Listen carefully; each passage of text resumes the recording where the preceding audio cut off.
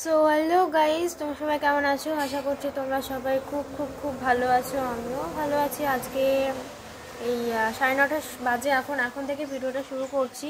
So আমি এই যেখানে ফিজিক্স পড়ছি, এই যে ভৌত বিজ্ঞান বই দেখতেই পাচ্ছ, খাতা আছে সাইডে। তো আগে বই পড়াটা করে নিই তারপরে, কারণ আমি একবার পড়ে এসেছি 8টার দিকে, 8টা একটু আগে আগে এসছি, আজকে তাড়াতাড়ি ছুটি হয়ে গেছে। তো তারপরে তো লেগে গেল ঝমঝম বৃষ্টি, বাইরে ওয়েদার এতটা খারাপ, এত বাজে ওয়েদার, কি বলবো তোমাদের, ভীষণ বাজে ওয়েদার।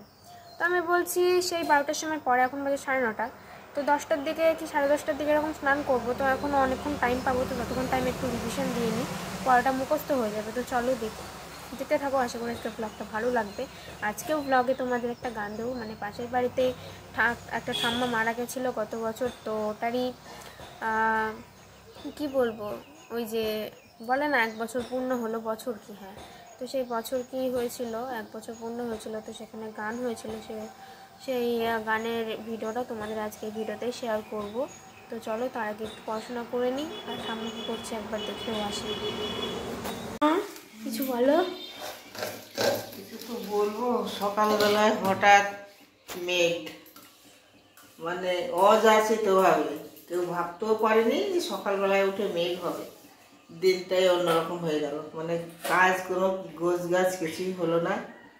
যাই হোক, তবু একটু ঠান্ডা হলো, গরম গরম ছিল, তা বৃষ্টিটা ভালোভাবে হয়নি।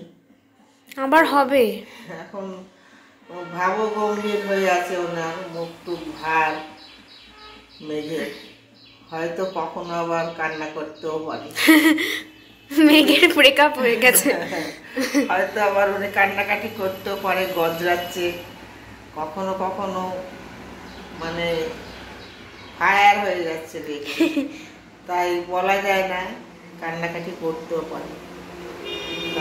আজকে আর কি বলবো, অনেক কিছুই বলতাম, এখন তো আমি বাসন টাসন মাজছি, সকালবেলা টিফিন হয়নি, অন্য কিছু দিয়েছি, রান্নাবান্নার তাড়াতাড়ি আছে, আবার বৃষ্টি এসে পড়লে আর পারবো না, তাই এই পর্যন্তই থাক, বাই।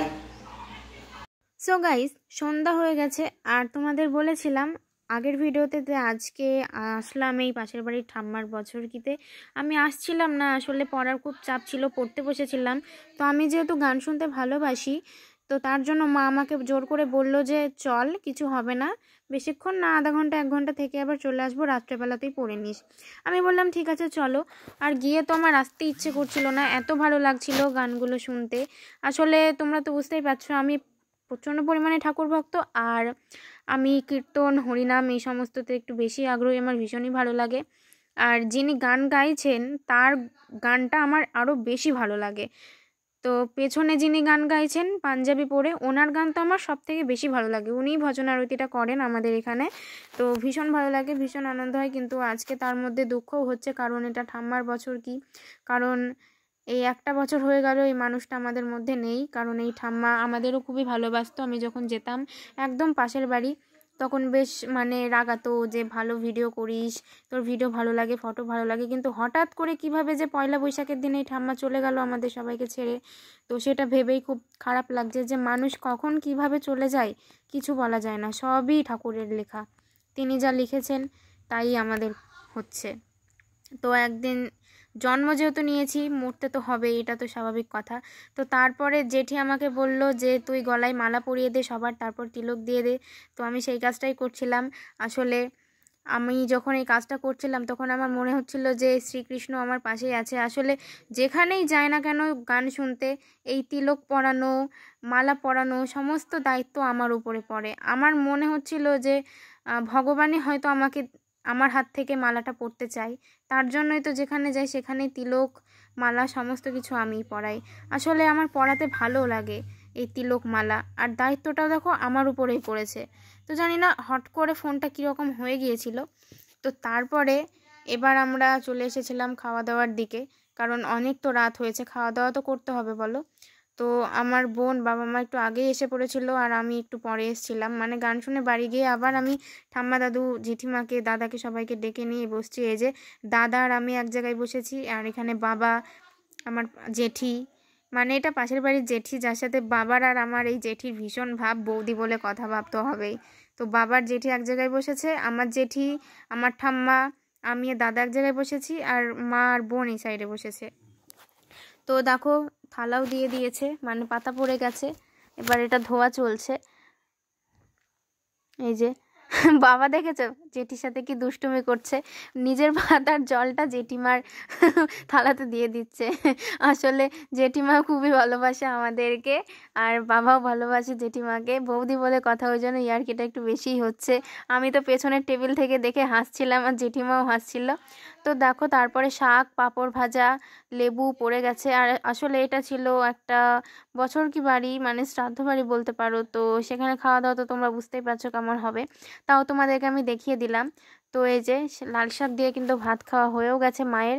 আসলে আমি যেই টেবিলে বসেছিলাম ওই টেবিলে আমার দাদা বসেছিল বলে ভিডিওটা আমি করতে পারিনি, কারণ ও ভিডিওতে আসতে চায় না।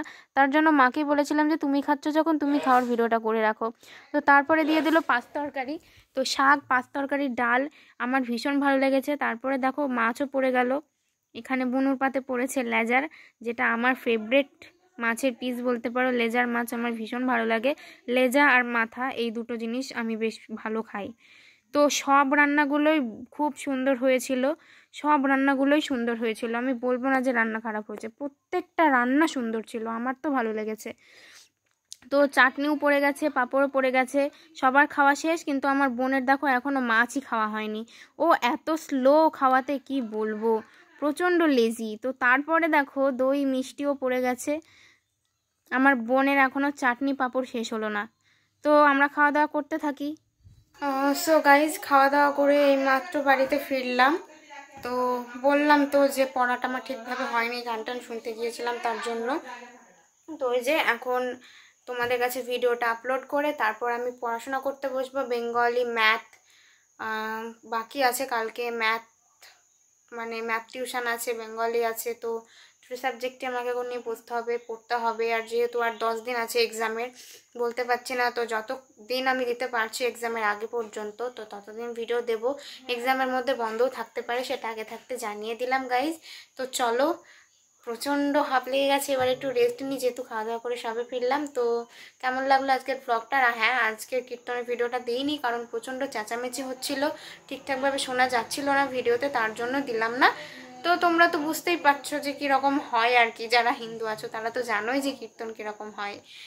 তো চলো, আজকের ভিডিওটা এখানেই শেষ করছি, দেখা হচ্ছে কালকের অন্য একটা ভিডিওতে। সবাই ভালো থেকো, সুস্থ থেকো, সাবধানে থেকো। আর অনেক দিন পর ঠাম্মা তোমাদের সামনে আজকে ব্লগে আসতো, তো ঠাম্মার জন্য একটা লাইক তো করতেই পারো, আর একটা শেয়ার কমেন্ট তো করা যেতেই পারে। তো চলো, টাটা।